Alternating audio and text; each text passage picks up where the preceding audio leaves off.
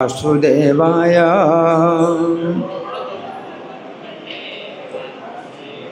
ओम नमो भगवते वासुदेवाय।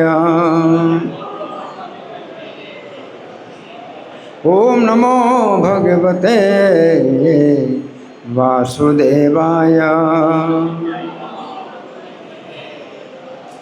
ग्रंथराज श्रीमद् भगवद गीता यथारूप अध्याय 18। अध्याय का नाम है उपसंहार संन्यास की सिद्धि और श्लोक संख्या 68। या इदं परमं गुह्यं मन्भक्ते स्वभिधास्यति भक्तिं मयि परां कृत्वा मामेवैष्यत्य संशयः। तो आप लोग मेरे पीछे शब्दार्थ बोलिए, ठीक है? शब्दार्थ बोल सकते हैं, बोलेंगे ना?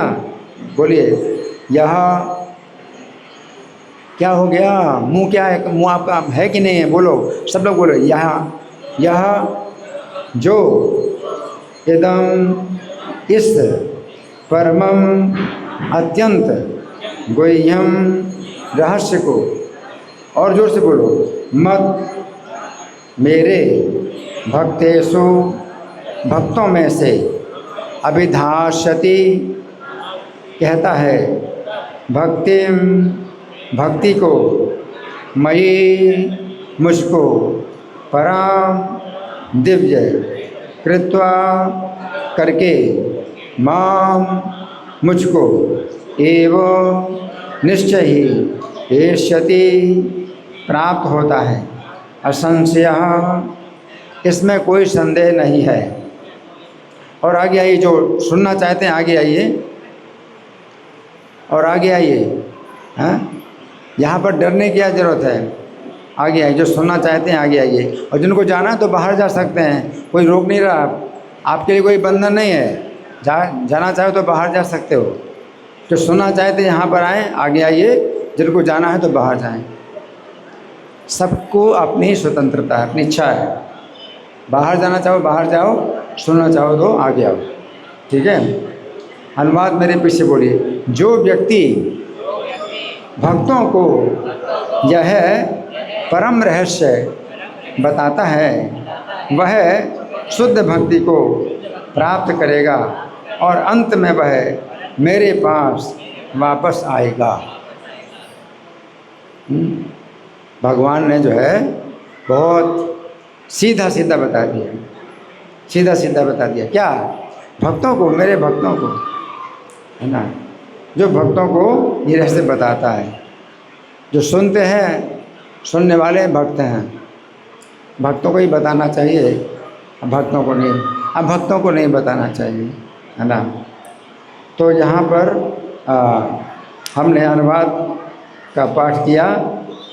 अब यहाँ धागा लगा करके भूमिका में पहला पेज निकालेंगे, उसका मैं पाठ करूँगा। आप लोग कोशिश करिए मेरे साथ बोलने की।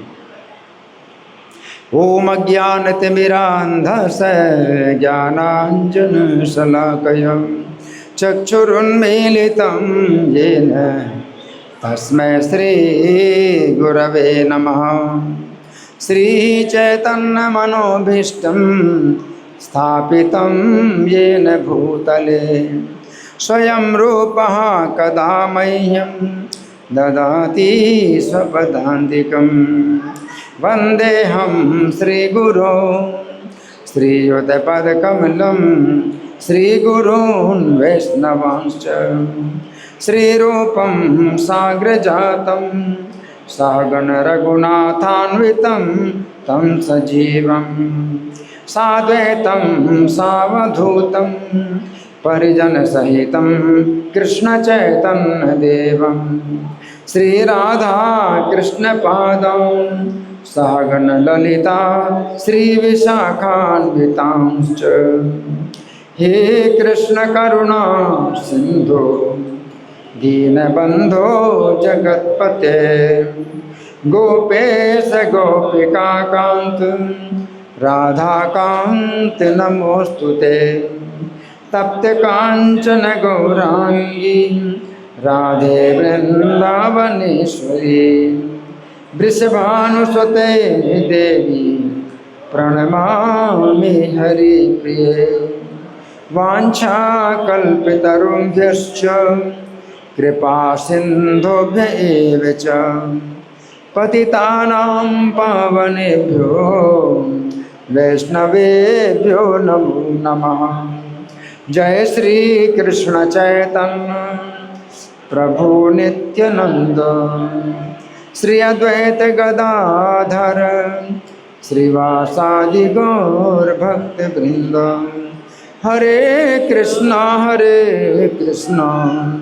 कृष्ण कृष्ण हरे हरे, हरे राम राम राम हरे हरे। नमो विष्णुपादाय कृष्णप्रेष्ठाय भूतले श्रीमते भक्तिवेदांत स्वामिनिति नामिने। नमस्ते सरस्वती देवी गौरवाणी प्रचारिणे निर्विशेषा शून्यवादी पाश्चात्य देश तारिणे। इस श्लोक को फिर से समझेंगे। भगवान क्या कह रहे हैं? या इदम परमं गुह्यम मद भक्तेषु विधास्यति। जो इस परम गोपनीय रहस्य को, परम रहस्य को मेरे भक्तों को बताएगा, भक्तिमयी पराम कृत्वा, तो मेरे प्रति पराभक्ति प्राप्त कर लेगा। और मामे व्यस्तते संशया, और मेरे पास आएगा, इसमें कोई संदेह नहीं है, है ना। तो ये महात्म्य है, गीता का महात्म्य है कि गीता अगर बताना है तो किसको बताना चाहिए। भगवान कहते मेरे भक्तों को ही बताना चाहिए गीता। अब हम सुनेंगे तात्पर्य में प्रभुपाद क्या लिखते हैं। श्रील प्रभुपाद की जय। सामान्यतः ये उपदेश दिया जाता है कि केवल भक्तों के बीच में भगवत गीता की विवेचना की जाए, हैं? ये उपदेश क्या कि भगवत भक्तों के बीच में ही भगवत गीता की विवेचना की जाए, क्योंकि जो लोग भक्त नहीं हैं वे ना तो कृष्ण को समझेंगे ना ही भगवत गीता को, है ना। तो जो भक्त नहीं है, है ना, तो कृष्ण को नहीं समझेंगे, क्योंकि भक्त ही जो है कृष्ण को समझ सकते हैं। और भगवान अर्जुन को भी कहते हैं, भक्तों से मैं सखा चेती रहस्यम है तदुत्तमम, कि तुम मेरे भक्तों, मेरे मित्र हो, और ये उत्तम रहस्य है, इसलिए मैं बता रहा हूँ, है ना। तो भक्तों के ही लिए गीता है। जो भक्त नहीं है तो वे क्या कहेंगे? वे क्या कहें कि कृष्ण अपने को जो है सर्वोच्च क्यों बता रहे हैं? कृष्ण अपने को सर्वोच्च क्यों बता रहे हैं? तो इस तरह से कहते हैं, कृष्ण क्यों कहते हैं कि मेरी भक्ति करो? कृष्ण क्यों कहते हैं मेरे भक्त बनो? तो जो भक्त नहीं है वो इस प्रकार की बातें करेंगे। इसलिए भगवान कहते हैं कि इदम तेना तपस्का, पिछले श्लोक में कहा जो तपस्वी नहीं है उसको नहीं बताना चाहिए, ना भक्ता है कदाचन, जो भक्त नहीं उसको नहीं बताना चाहिए, हैं? क्योंकि ऐसे लोग जो है क्या करते हैं? शिकायत करते हैं कि कृष्ण क्यों चाहते हैं कि हम उनके भक्त बने, हैं? ये हमारी मर्जी है। कृष्ण क्यों चाहते हैं कि हम उनकी शरण लें? हमारी मर्जी है, हम कृष्ण की शरण लें ना लें। कृष्ण क्यों ऐसा कहते हैं? इस प्रकार की जो बातें होती हैं अब भक्तों के द्वारा होती हैं। तो यहाँ पर लिख रहे हैं, जो लोग कृष्ण को तथा भगवत गीता को यथा रूप में स्वीकार नहीं करते, उन्हें मनमाने ढंग से भगवत गीता की व्याख्या करने का प्रयत्न करने का अपराध मोल नहीं लेना चाहिए, है ना। यहाँ प्रभुपाद क्या कह रहे हैं कि जो भगवत गीता को यथा रूप में स्वीकार नहीं करते, किस रूप में? कि भगवान ने कहा कि मैं जो है अहम ही सर्वयज्ञानाम भोक्ता च प्रभु, मैं सबका प्रभु हूँ, मैं सब यज्ञों का भोक्ता हूँ। जब कृष्ण कहते हैं, है ना, अब कोई अगर नहीं स्वीकार करता तो फिर मनमानी व्याख्या नहीं करना चाहिए। फिर गीता की मनमानी व्याख्या करते हैं, कैसे? नहीं, इसका मतलब ये नहीं है, हाँ। जैसे कृष्ण कहते हैं कि सब धर्मों को त्याग के मेरे शरण में आओ, तो मनमानी व्याख्या करने वाले इसकी घुमा देते बात को कि कृष्ण ने जो कहा कि कृष्ण की हम शरण लें, तो कृष्ण की शरण हमको नहीं लेनी है। हमारे अंदर कुछ अविनाशी वस्तु है, उसकी हमें शरण लेनी है। तो घुमा रहे हैं, बात को घुमा रहे हैं। कृष्ण कह रहे हैं, जो अर्जुन के रथ में खड़े हैं वो कृष्ण कह रहे हैं मेरी शरण में आओ। तो फिर घुमाने की ज़रूरत क्या है कि नहीं नहीं हमें कृष्ण की शरण नहीं लेनी है, हमें अपने अंदर कुछ निराकार वस्तु है उसकी शरण लेनी। तो यहाँ प्रभुपाद बता रहे हैं कि मनमाने ढंग से भगवत गीता की व्याख्या करने का अपराध मोल नहीं लेना चाहिए। इसमें बहुत अपराध होता है, इसमें बहुत अपराध होता है ना। अगर मैं आपसे कहूँ कि मुझको आप जो है एक कुर्ता दीजिए, सिला करके एक कुर्ता दीजिए, हैं, तो आप जो है उसका दूसरा अर्थ निकालो। नहीं नहीं प्रभु जी ये नहीं कह रहे हैं, हमें तो जो है उसका कुछ ये मतलब निकालें, वो मतलब निकालें। अब मैं कहता हूँ मुझे कुर्ता चाहिए, तो आप कहें नहीं नहीं इसका मतलब ये है कि कुर्ता नहीं चाहिए, वो कुत्ता की बात कर रहे हैं। प्रभु जी को एक कुत्ता दे दो, कुत्ता चाहिए। अरे मैं कुर्ता मांग रहा हूँ, कुर्ता चाहिए, और आप कह रहे हैं कि नहीं प्रभु जी बोले कुत्ता दे दो। तो क्या है? मनमाने व्याख्या। इसलिए भगवत गीता में जब भगवान कहते हैं मेरे शरण में आओ, अब आप अगर नहीं मानते हो, स्वीकार नहीं करते हो, तो सीधे कहते हो कि मैं स्वीकार नहीं करता, फिर मनमानी व्याख्या नहीं करनी, वो और ज़्यादा अपराध गलत हो गया। अगर मैं कहता हूँ मुझे कुर्ता चाहिए और आप नहीं देना चाहते, क्षमा करो प्रभु जी मैं नहीं दे सकता, तो इसका लेकिन ये तो नहीं कहना चाहिए कि नहीं आपने कुत्ता कहा था तो हम कुत्ता आपको दे रहे हैं, तो गलत हो गया है ना। तो बहुत गलत हो गया। मैंने आपको कुर्ता मांगा, आपसे कुर्ता मांगा और कुत्ता आप बोल रहे, कुत्ता कितना गलत है। तो प्रभुपाद क्या कह रहे हैं कि भगवत गीता को यथारूप में स्वीकार नहीं करते, उन्हें मनमाने ढंग से भगवत गीता की व्याख्या करने का अपराध मोल नहीं लेना चाहिए। वो अपराध और ज़्यादा मोल ले लिया, अपराध और ज़्यादा मोल ले लिया। भगवत गीता की विवेचना उन्हीं से की जाए जो कृष्ण को भगवान के रूप में स्वीकार करने के लिए तैयार हो। उसी को समझाओ जो कृष्ण को भगवान के रूप में स्वीकार करें। कृष्ण भगवान हैं और हम नहीं हैं ना, आप हैं। श्री भगवान उवाच। अब हर जगह तो गीता में जब कृष्ण कहते हैं तो श्री भगवान उवाच कहा गया, श्री भगवान ने कहा। और अगर नहीं स्वीकार करते कि कृष्ण भगवान है ना, तो उनको बताना नहीं चाहिए। प्रभुपाद कहते हैं उनको नहीं बताना चाहिए। अब जैसे यहाँ पर बैठे लोग सुन रहे हैं, जैसे गीता में भगवान कह रहे हैं मैं बोल रहा हूँ, सुन रहे हैं, जिनको नहीं सुनना तो उनके चले जाएंगे। यहाँ पर कोई बंधन नहीं है, लेकिन हमें जो है बोलना वही है जो कृष्ण बोल रहे हैं। हमें नहीं बदलना कि भाई पब्लिक को खुश करने के लिए हम जो है इस तरह की बातें उसमें जो है नमक मिर्चा मिला करके जो है बातें बताएं कि लोग ऐसे नहीं सुनना चाहते, तो हम इसको जो है घुमा करके बातें बताएं। गीता की बातों को घुमाने की ज़रूरत नहीं है, कुछ मिलावट करने की ज़रूरत नहीं है, और कोई चीज़ निकालने की ज़रूरत नहीं है। जो भगवान ने कहा वैसे ही बताना है। तो हाँ, प्रभुपाद लिख रहे हैं ये एकमात्र भक्तों का विषय है। गीता क्या है? एकमात्र भक्तों का विषय है, भक्त लोग। लेकिन गीता की कुछ बातें ऐसी हैं जो हम बता सकते हैं किसी को भी, जैसे प्रभुपाद ने हर व्यक्ति को जो है चुनौती दी। क्या चुनौती दी? कि हम ये शरीर नहीं है, हम ये शरीर नहीं है, तो ये जो है हम बिंदु जो है किसी भी व्यक्ति के सामने रख सकते हैं जो नास्तिक भी हो।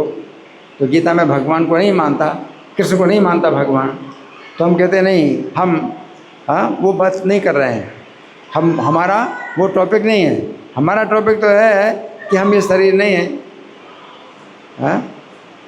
जैसे शरीर में बचपन की अवस्था होती है, फिर जवानी की अवस्था होती है, फिर बुढ़ापे की अवस्था होती है ना। तो शरीर किस लिए बदल रहा है, जबकि आप नहीं बदल रहे।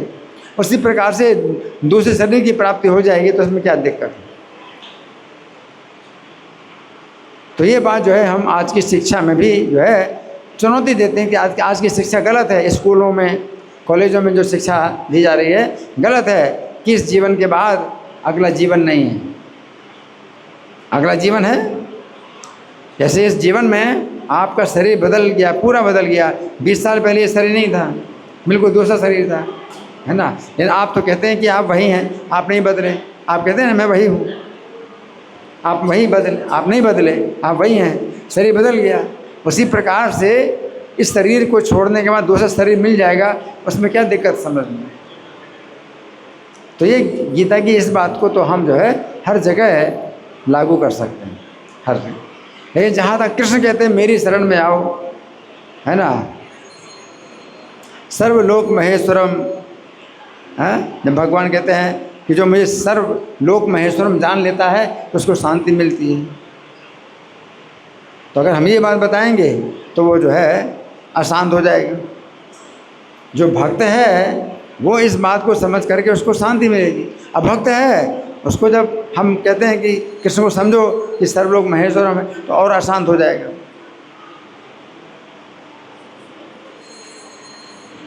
तो इसलिए अब भक्तों को हम ये बात नहीं बताते, लेकिन अब भक्तों को भी हम ये बात जो है बताते हैं और खूब जो है ढिंढोरा पीट करके बताते हैं कि शरीर के अंदर जो जीवात्मा है वो नष्ट नहीं होता है। शरीर नष्ट होने से जीवात्मा नष्ट नहीं होता है, वो शरीर बदलता है।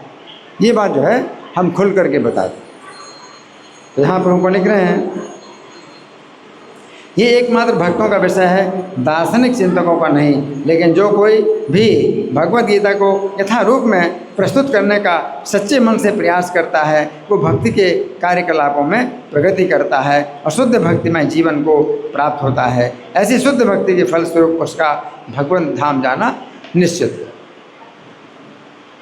तो प्रभुपाद हमें जो है ये दिशा दिखला रहे हैं कि आप इसमें किसी प्रकार से भी जो है कंप्रोमाइज़ नहीं करना। आपकी जो है सुनाने की इच्छा है तो भगवान ऐसे भक्त को भेजेंगे आपके पास जो सुनना चाहेगा, सुनेगा। लेकिन इस चक्कर में नहीं पड़ना कि भाई इन लोगों को मैं बताऊंगा कि कृष्ण परमेश्वर हैं, सर्वोच्च हैं, तो ये बुरा मानेगा तो हम गीता की बात को तोड़ मरोड़ करके बताएंगे। तो हम कुछ भी जो है तोड़ मरोड़ के नहीं बताना चाहते हैं। और भगवान जो है किसी न किसी को भेजेंगे हमारे पास जो कि सुनना चाहेगा जो गीता में भगवान ने कहा है। तो बदलने की ज़रूरत नहीं।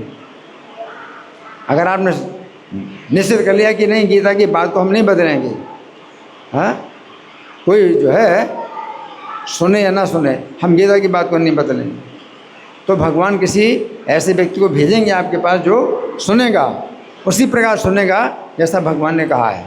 आपको बदलना नहीं पड़ेगा। तो बहुत लोग इसीलिए गीता की बात बदलते हैं। कृष्ण भगवान है, इस बात को बदलना कितना बड़ा गलत, बहुत बड़ा गलत कार्य है। तो यहाँ प्रभुपाद का तात्पर्य समाप्त हुआ। अब हम सुनेंगे श्री भगवान ने कहा में इसकी कैसी व्याख्या हुई है। आप लोग बड़े ध्यान से सुने।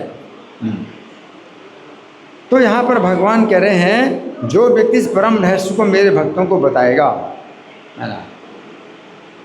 तो यहाँ पर श्री कृष्ण कह रहे हैं कि हमें श्री कृष्ण के चरणों की शरण लेने की बात ऐसे लोगों को ही बतानी है जो लोग भक्त हैं। भगवान ने कहा मेरी शरण में आओ, सब धर्मों को त्याग के मेरी शरण में आओ, मैं तुम्हें सब पापों से मुक्त कर दूंगा, शोक मत करो। तो ये बात जो है हम किसको बताएं? जो भक्त हैं, ऐसे लोगों को बताना चाहिए जो भक्त हैं। तो यहाँ पर भक्त का अर्थ है ऐसा व्यक्ति जो श्री कृष्ण से ईर्ष्या नहीं करता, जो श्री कृष्ण से ईर्ष्या नहीं करता, है ना। अगर श्री कृष्ण कहते हैं तो वे जो है सर्वोच्च हैं और हमारी जो है रक्षा करने के लिए तैयार हैं। और हम पापों से अगर बचना चाहते हैं, रक्षा चाहते हैं, पापों से रक्षा हो, तो हम कृष्ण की शरण में जाएं, है ना। तो ये बात जो है ईर्ष्या नहीं करना कि कृष्ण भगवान है, कृष्ण ईश्वर हैं, तो मैं ईश्वर क्यों नहीं हूँ, तो ये ईर्ष्या की बात। अगर कृष्ण ईश्वर हैं, परमेश्वर हैं, सर्वेश्वर हैं, तो इसको जो है स्वीकार करो और हाथ जोड़ करके प्रणाम करो कि आप परमेश्वर हैं। तुम्ही सर्वेश्वरेश्वर नंद कुमार, भक्तिविनोद ठाकुर ने गाया है गीत, तुम्ही सर्वेश्वरेश्वर नंद कुमार, हे नंद कुमार तुम ही सबके ईश्वरों के भी ईश्वर हो, स्वीकार करना है ना। ऐसा व्यक्ति अज्ञानी भी हो सकता है जो कुछ भी नहीं जानता, परंतु यदि हम उसे श्री कृष्ण का संदेश देते हैं तो उसे स्वीकार कर लेता है।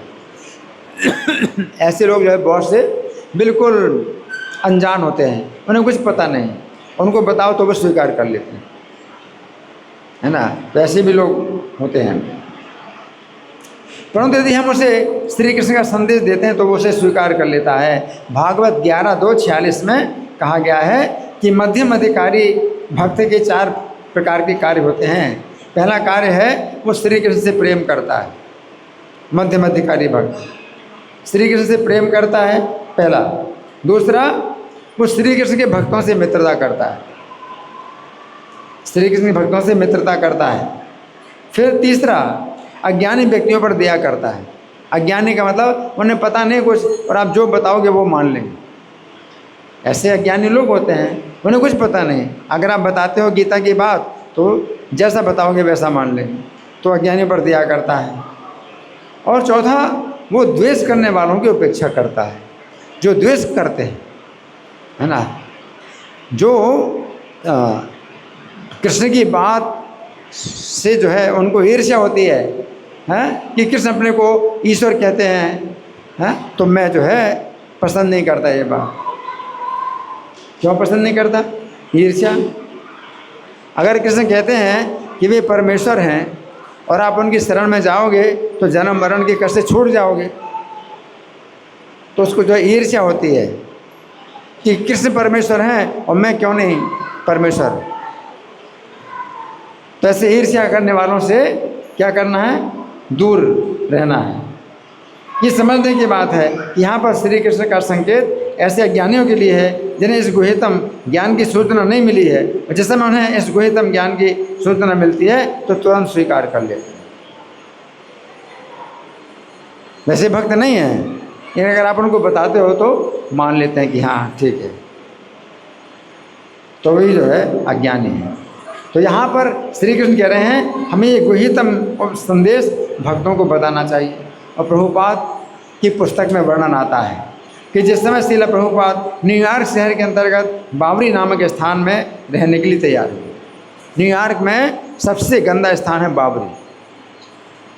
बाबरी स्थान, और वहाँ प्रभुपाद रहने के लिए तैयार हुए। कोई जगह नहीं मिल रही थी रहने की, तो बाबरी में रहने की तैयार हुए। और बाबरी में क्या है, जो नवयुवक लड़के हिप्पी लोग हैं वो ऐसे ही सड़कों में पड़े, गंदे हैं, नहाते भी नहीं हैं, और मांसाहार व्यभिचार सब वैसे ही करते हैं, बहुत गंदा माहौल। और प्रभुपाद वहाँ पर रहने के लिए तैयार हुए। उस समय एक व्यक्ति ने उन्हें मना किया कि बाबरी अच्छे पुरुषों के रहने योग्य स्थान नहीं है। एक व्यक्ति ने प्रभुपाद से कहा क्या कि बाबरी जो है अच्छे लोगों के रहने का स्थान नहीं है, ये संसार का सबसे गंदा स्थान है, पूरी दुनिया का सबसे गंदा स्थान है। कौन सा स्थान? बाबरी। परंतु श्रील प्रभुपाद भयभीत नहीं हुए। जिस समय श्रील प्रभुपाद बाबरी के स्थान में रहने लगे, उस समय संध्या के समय लोग उनके साथ कीर्तन करने के लिए आने लगे। संध्या के समय जब प्रभुपाद कीर्तन करते थे तो वे लोग आते थे। अब देखो कितने गंदे हैं, मांसाहार व्यभिचार नशा सब कर रहे हैं, और जब प्रभुपाद कीर्तन कर रहे हैं तो आने लगे, कीर्तन में आने लगे। बाबरी में श्रील प्रभुपाद का संगीतमय कीर्तन बहुत लोकप्रिय हो गया। यहाँ पर श्रील प्रभुपाद प्रत्येक सोमवार, बुधवार और शुक्रवार को गीता पर प्रवचन देने लगे। सप्ताह में 3 दिन। कौन कौन से दिन? सोमवार, बुधवार और शुक्रवार हैं। और प्रभुपाद हिप्पियों के बीच में बैठे हुए कीर्तन का नेतृत्व करते हैं। अब देखो, वो नशा करने वाले हैं, मांस खाने वाले, प्रभुपाद कीर्तन कर रहे हैं तो वो भी कीर्तन कर रहे हैं, और प्रभुपाद उनको सिखा रहे हैं, कीर्तन करना सिखा रहे हैं। उस समय विलेज वॉयस नामक मासिक पत्रिका में श्री प्रभुपाद के विषय में एक लेख छपा। भारत से आए हुए ऐसी भक्तिवेदांत स्वामी 70 वर्ष के व्यक्ति हैं और 1 वर्ष से ईश्वर के संबंध में अपने संदेश का प्रवर्तन करने के लिए आए हुए हैं। उनकी मुख्य शिक्षा यह है, ईश्वर के पवित्र नाम के जप से हम ईश्वर के निकट पहुंच सकते हैं। वो पूरा लेख छपा प्रभुपाद के बारे में मासिक पत्रिका में। ये स्वामी अमेरिका में कृष्ण भावनामृत की एक अंतर्राष्ट्रीय समिति स्थापित करना चाहते हैं, जो सभी के लिए, जिसमें स्त्रियां भी सम्मिलित होंगी, खुली हो। एक ऐसा संगठन बनाना चाहते हैं जिसमें स्त्रियां भी आ सकती हैं और पुरुष आ सकते हैं, सबके लिए खुला है। इस प्रकार श्रील प्रभुपाद ने ऐसे सरल अज्ञानियों को ये गुह्यतम उपदेश दिया। अब देखो, वो अज्ञानी है ना, हालांकि बहुत गंदे हैं, नशा कर रहे हैं, व्यभिचार कर रहे हैं, लेकिन प्रभुपाद ने उनको गीता का संदेश दिया, है ना। तो यहाँ पर श्री कृष्ण कह रहे हैं कि हमें ये गुह्यतम उपदेश उन सरल अज्ञानियों को देना चाहिए जो इसे सरलतापूर्वक स्वीकार कर लेते हैं। तो यहाँ पर श्री कृष्ण कह रहे हैं कि हमें ये गुह्यतम उपदेश भक्तों को बताना चाहिए। अब चैतन्य चरितामृत आदि लीला अध्याय संख्या 7 में वर्णन आता है, जिस समय श्री चैतन्य वाराणसी में मायावादी सन्यासियों से मिले। अब देखो, सन्यासी लोग हैं, वो तो बड़े शुद्ध हैं, बड़े पवित्र हैं, है ना, लेकिन कैसे हैं? मायावादी। मायावादी का मतलब है सन्यासी हैं, बड़े तपस्वी हैं, लेकिन कैसे हैं? मायावादी हैं। मायावादी का मतलब कृष्ण को परमेश्वर नहीं मानते। अब देखो, एक तरफ बाबरी में कितने जो है अशुद्ध लोग थे, उनको प्रभुपाद ने भक्त बनाया, और दूसरे वाराणसी में कैसे थे? बड़े बड़े सन्यासी, तपस्वी सन्यासी, ब्रह्मचर्य का पालन करने वाले, है ना। तो वो जो है चैतन्य महाप्रभु से मिले। उस समय भी मायावादी श्री चैतन्य के संपर्क में आए। उस समय वे लोग श्री चैतन्य के दिव्य रूप को देखकर, उनकी मधुर वाणी सुन करके बहुत आकर्षित हुए और उसी बात को मानने के लिए तैयार हो गए जो चैतन्य महाप्रभु कहेंगे। चैतन्य महाप्रभु का रूप, सौंदर्य, तेज देख करके तैयार हो गए। अब जो कहोगे वही हम माने। हालांकि उनका सिद्धांत गलत था कि कृष्ण को परमेश्वर नहीं मानना चाहते, कहते हैं सभी परमेश्वर हैं, बहुत गलत है। लेकिन चैतन्य महाप्रभु का तेज और रूप, सौंदर्य देख करके क्या बोले? आप जो कहोगे हम वही माने, है ना। ऐसी स्थिति में श्री चैतन्य ने उन्हें गीता का गुह्यतम उपदेश दिया। तो जो भी व्यक्ति कहे कि भाई आप जो कहोगे वही हम मानेंगे, इसको समझ लो कि भक्त है। हम भगवान की शिक्षा बताएंगे तो वो मानेंगे, है ना। श्री चैतन्य ने मायावादी सन्यासियों को बताया कि यदि भक्त में श्री कृष्ण के प्रति प्रेम विकसित हो जाता है तो उस प्रेम का आनंद समुद्र के समान। कृष्ण का प्रेम जिसकी तुलना में मोक्ष का आनंद एक बिंदु भी नहीं। जो मायावादी सन्यासी वो मोक्ष पाना चाहते, मोक्ष का सुख क्या है? एक बिंदु भी नहीं है। और कृष्ण के प्रेम का सुख क्या है? अमृत के समान, समुद्र के समान। सभी प्रामाणिक शास्त्रों का यही निर्णय है कि प्रत्येक व्यक्ति को अपने हृदय में कृष्ण प्रेम जागृत करना चाहिए। सभी शास्त्र कहते हैं, क्या कहते हैं? अपने हृदय में कृष्ण प्रेम को जागृत करना है, यानी बनाना नहीं है। कृष्ण प्रेम बनाना नहीं है, वो पहले से है, सुप्त अवस्था में, केवल जगाना है। जो हृदय के अंदर सुप्त पड़ा हुआ है। कृष्ण प्रेम की विशेषता है कि ये श्री कृष्ण के चरण कमलों की शरण प्राप्त करने के लिए अधिक से अधिक लोभी बना देता है। कृष्ण प्रेम की क्या विशेषता है? अगर आपको कृष्ण प्रेम प्राप्त हो गया तो आपके अंदर लोभ पैदा होगा। किस बात का? कि कृष्ण के चरणों की शरण मुझे प्राप्त करना है। लोभ। कृष्ण प्रेम में लोभ पैदा होता है। किस बात का लोभ पैदा होता है? कृष्ण के चरणों की शरण प्राप्त करने के। किस बात का लोभ होता है?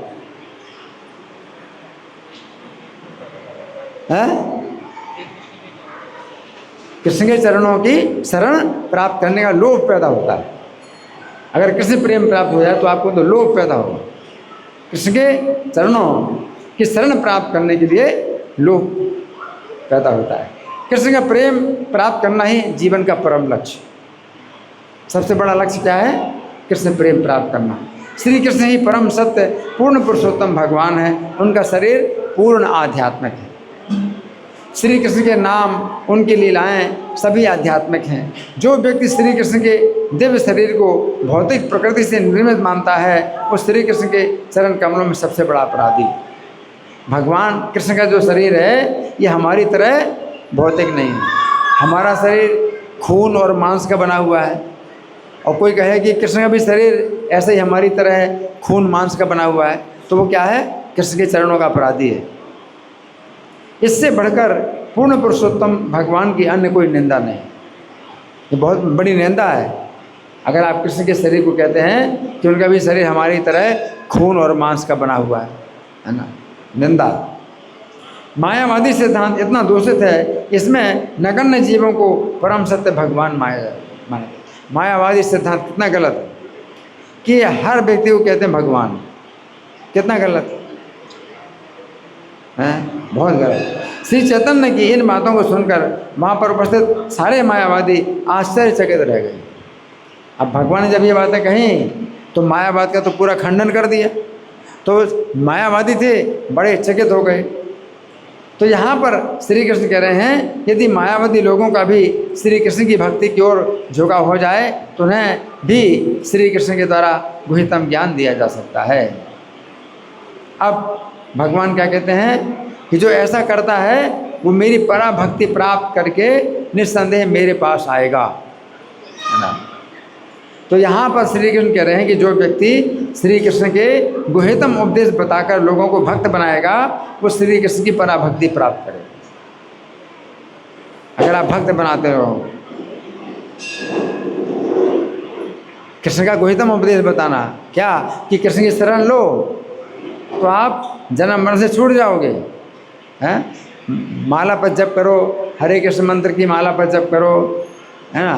तो जो इस तरह से लोगों को जप कराता है, भक्त बनाता है, तो उसका क्या होता है? वो श्री कृष्ण की पराभक्ति प्राप्त करेगा। अब 1972 में कितना समय? 1972 में अहमदाबाद में प्रवचन देते हुए श्रील प्रभुपाद ने कहा था जो लोग बुद्धिमान हैं उनसे हमारी विनती है कि इस कृष्ण भावनामृत आंदोलन को गंभीरतापूर्वक लीजिए। प्रभुपाद ने क्या कहा प्रवचन में? जो लोग बुद्धिमान हैं उनसे हमारी विनती है क्या कि कृष्ण भावनामृत आंदोलन को गंभीरतापूर्वक लीजिए और संपूर्ण जगत में फैलाइए। क्या करो? इस आंदोलन को गंभीरतापूर्वक लो और पूरे संपूर्ण जगत में क्या करो? फैलाइए। और श्री कृष्ण कहते हैं कि केवल भगवत गीता यथारूप के सिद्धांत का प्रचार करने मात्र से व्यक्ति महान भक्त बन जाएगा।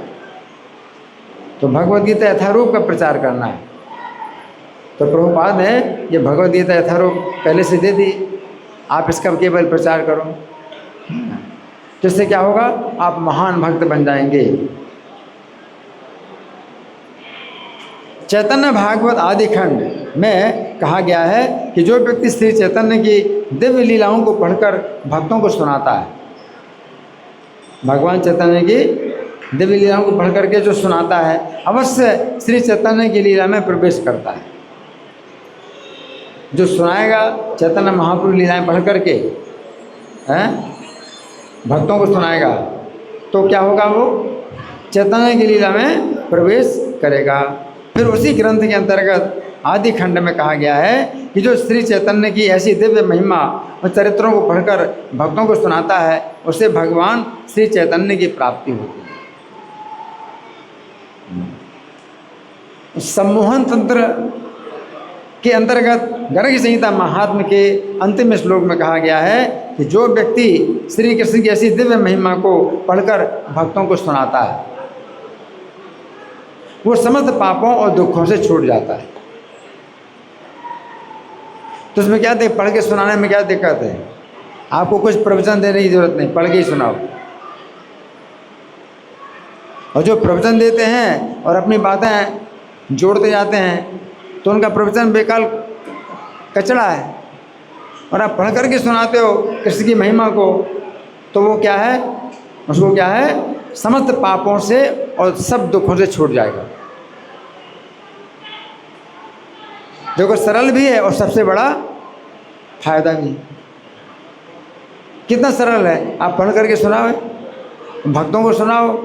हाँ, आपके सुनाने की इच्छा है तो भगवान भेज देंगे सुनने वालों, और कृष्ण की महिमा पढ़ करके सुनाएं तो समस्त पापों से और दुखों से छूट जाता है।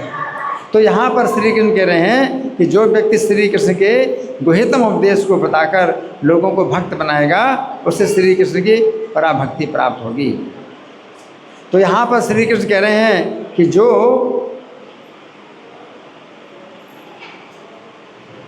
व्यक्ति श्री कृष्ण के गुह्यतम उपदेश को बताकर लोगों को भक्त बनाएगा वो श्री कृष्ण के धाम में अवश्य वापस जाएगा।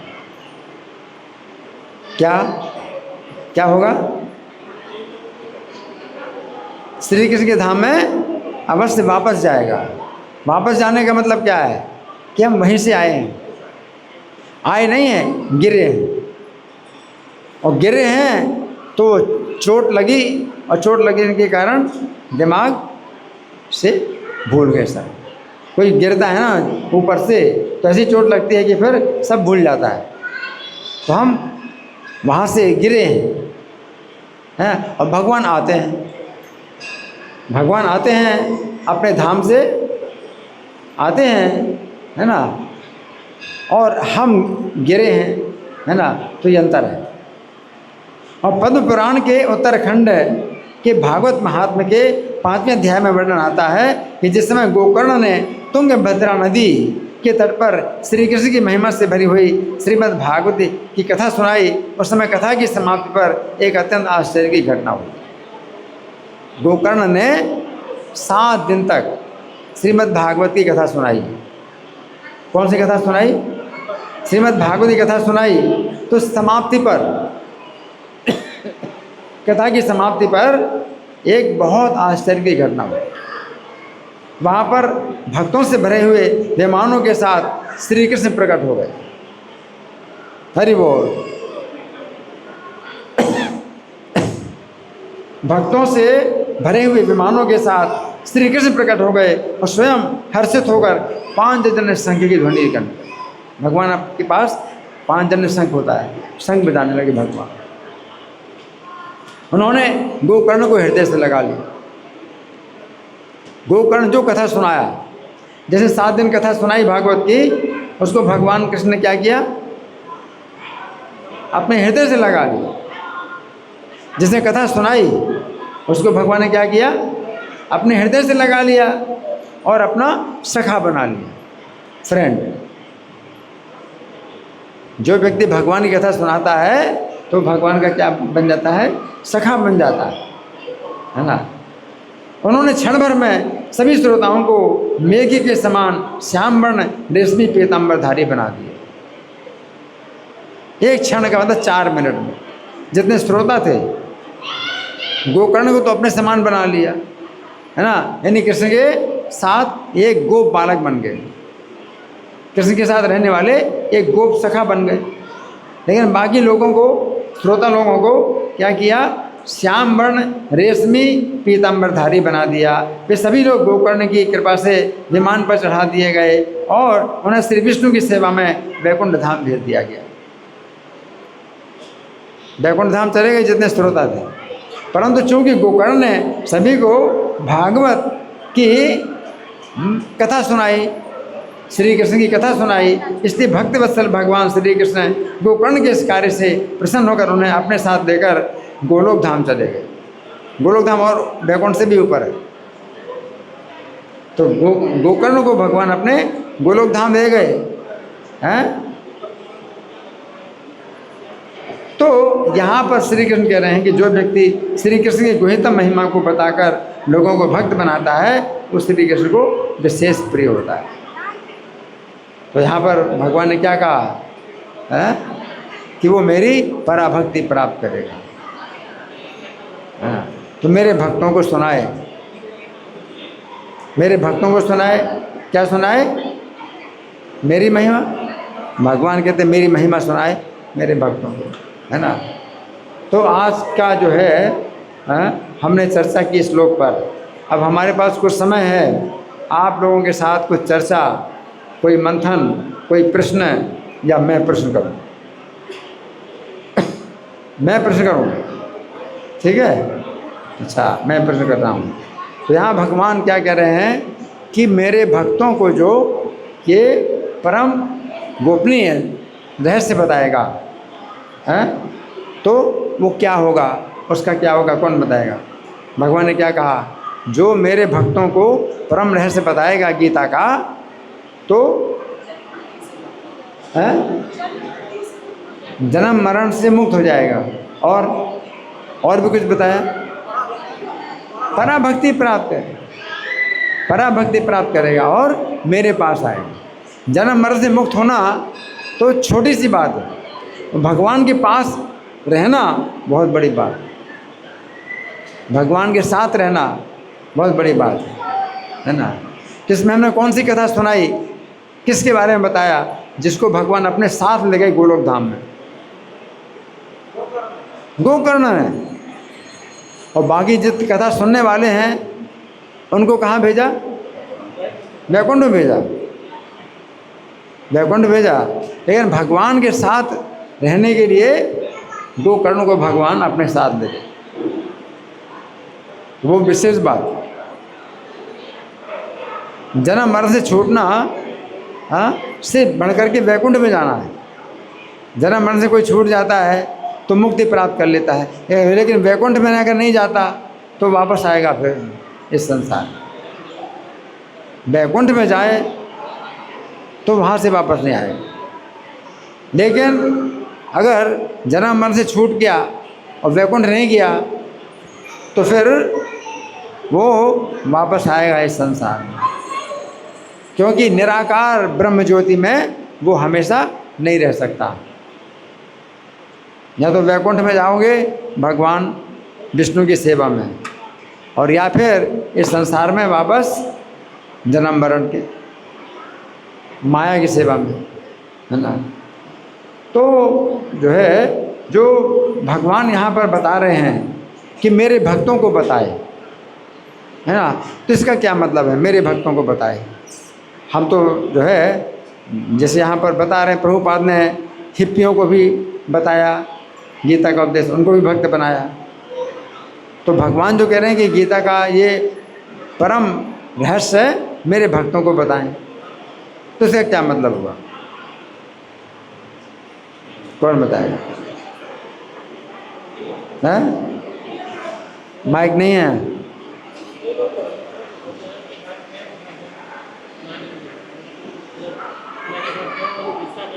हाँ, तो मेरे भक्तों को बताता है, इसका मतलब ये है कि जो अगर भक्त नहीं है लेकिन आप बताते हैं और वो जो है मान लेता है, तो क्या है, वो भक्त बन गया।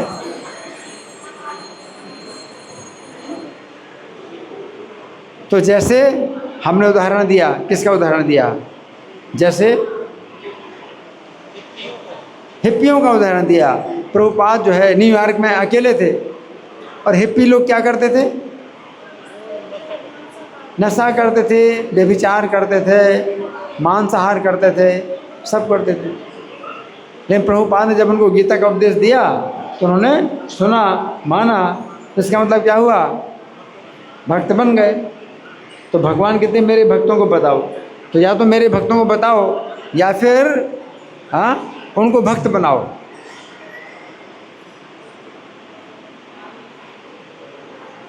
जैसे चाइना में लोग जो है भगवान की बात से बहुत नफरत करते हैं। अगर भगवान की बात करोगे तो हज़ारों की संख्या में लोग दूर भागते हैं। तो वहाँ पर भी जो है जो प्रचारक भक्त गए तो उन्होंने पहले भगवान की बात नहीं बताई। पहले कहा कि आओ आओ हम तुमको आसन सिखाएंगे, आओ हम तुमको आसन सिखाएं। आसन सिखाया, आसन सिखाया क्यों? इससे तुम्हारा शरीर अच्छा हो जाएगा, स्वस्थ हो जाएगा। हाँ, इसके लिए तैयार हो। हाँ, आसन सिखाओ। आसन सिखाया। इसके बाद हरे कृष्ण मंत्र का जप कराया। तो भगवान का नाम नहीं बताया कि भगवान से तो नफरत करते हैं, तो कहा ये मंत्र है, केवल शब्द ध्वनि, इसको सुनो। हरे कृष्ण मंत्र का जाप कराया। अब हरे कृष्ण मंत्र का जाप करने से इतने शुद्ध हो गए कि फिर भगवत गीता की शिक्षाएं दी, उन्होंने सुनी और भक्त बन गए।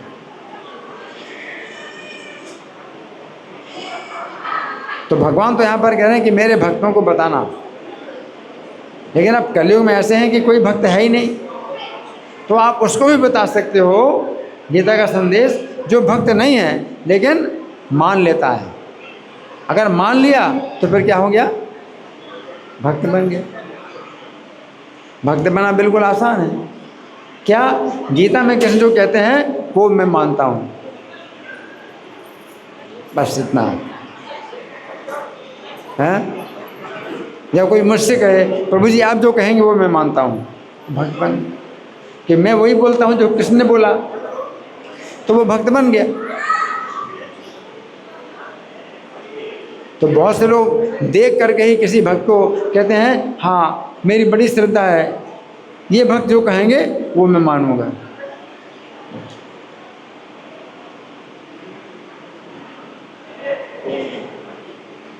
और जो लोग ईर्ष्या करते हैं भगवान से, तो इसका क्या मतलब है? ईर्ष्या करने का क्या मतलब है?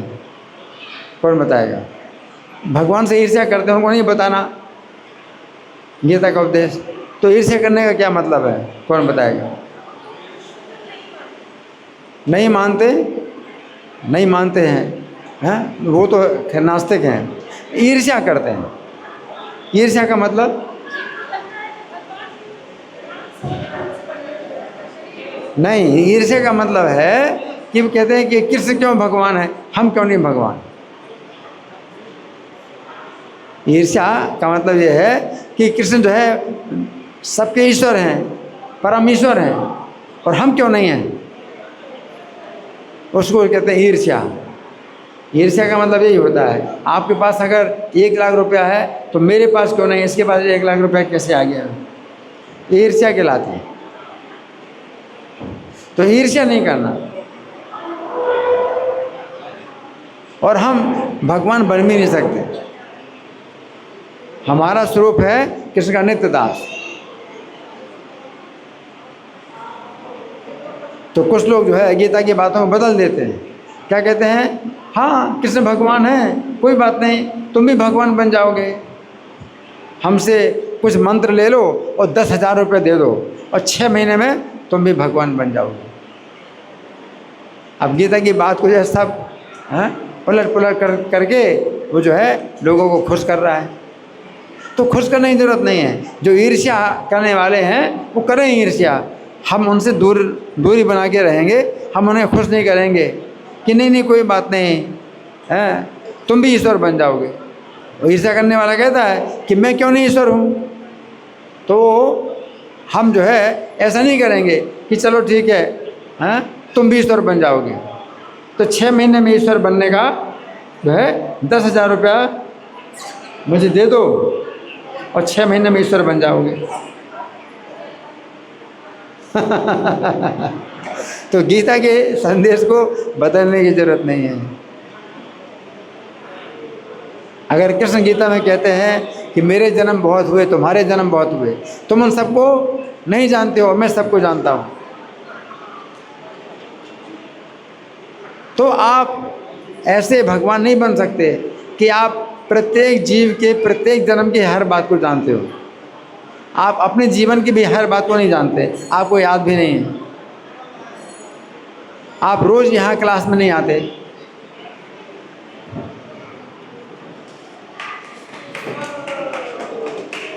आप रोज़ यहाँ क्लास में नहीं आते। तो अगर आप सोचेंगे कि इसी समय आप कहाँ थे, तो दिमाग में बहुत जोर डालना पड़ेगा। अगर रोज़ क्लास में आते हो तो आप कहेंगे कि हाँ कल मैं यही क्लास में इसी समय था, मैं तो रोज़ आता हूँ। अगर आप रोज़ नहीं आते हो तो अगर मैं आपसे कहूँ कि इस समय आप जो है कल पिछले दिन आप कहाँ थे, तो आपको दिमाग में जोर डालना पड़ेगा, है ना, क्योंकि सब भूल जाते हैं। तो इस जीवन की आप जो है बहुत सी बातें भूल गए हैं, आपको याद नहीं है। और याद अगर करना है तो बहुत दिमाग जोर डालना पड़ेगा कि याद, हाँ मतलब कुछ आए, याद आए। लेकिन भगवान को प्रत्येक जीव के प्रत्येक जन्म की प्रत्येक बात को जानते हैं भगवान।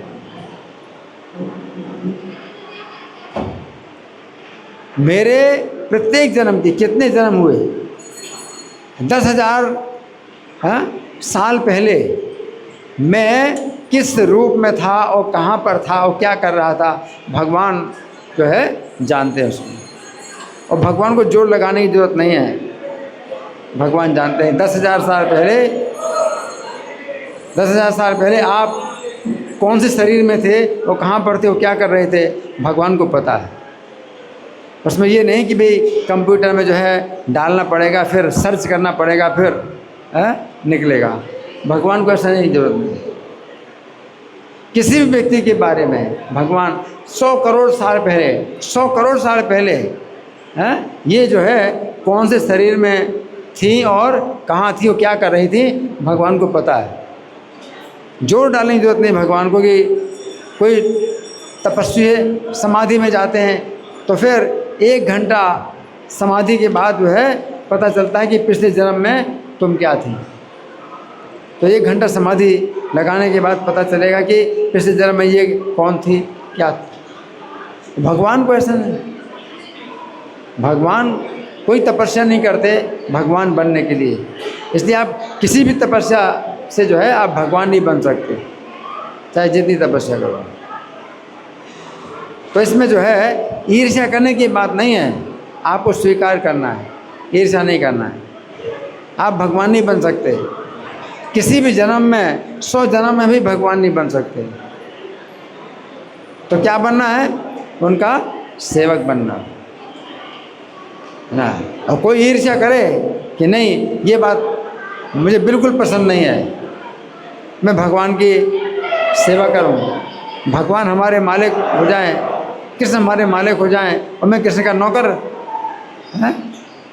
मैं कैसे कृष्ण का नौकर बन सकता हूं। मेरा अपना व्यापार है, इतना बड़ा व्यापार है, और मैं इतना बड़ा पोस्ट, मेरी बहुत बड़ी पोस्ट है, और बैंक बैलेंस है 10 करोड़ बैंक बैलेंस है, और कृष्ण की नौकरी मैं करूँगा, ईर्ष्या। तो उससे क्या करें, हाथ जोड़ लो दूर से, बात ना करना इससे। उसको देखने से भी जो है दोष लगता है, उसका मुंह भी नहीं देखना। तो ये तरीका होता है, वो तरीका नहीं कि उसको खुश करना है और कहते हैं हाँ हाँ ठीक है कोई बात नहीं है, तो आप भी भगवान बन जाओ, 10 दिन में आप भगवान बन जाओ। ये सब बातें बदलने की ज़रूरत नहीं है। कृष्ण है भगवान और आप नहीं है भगवान, तो आप भगवान नहीं बन सकते। अगर बनना है तो भगवान की सेवा करो, नहीं तो माया की सेवा करो, और कुछ बन नहीं सकते आप। या तो भगवान की सेवा करो या माया की सेवा करो, इसके अलावा और कुछ गति है ही नहीं, और कोई चॉइस नहीं है, कहीं चॉइस नहीं है। माया की सेवा करोगे तो जन्म मरण का जो है असीमित कष्ट भोगोगे, और भगवान की सेवा करोगे तो प्रेम का सुख प्राप्त करोगे। और प्रेम का सुख इतना है समुद्र के समान, वो मुक्ति का सुख जो है वो उसके सामने एक बूंद भी नहीं, वो प्रेम का सुख है। तो ईर्ष्या छोड़ दो, तो फिर जो है आपको भगवान का प्रेम प्राप्त हो सकता है और भगवान का असीमित सुख प्राप्त हो सकता है। धन्यवाद। ग्रंथराज श्रीमद् भगवद गीता की जय, श्रील प्रभुपाद की जय। हरे कृष्णा।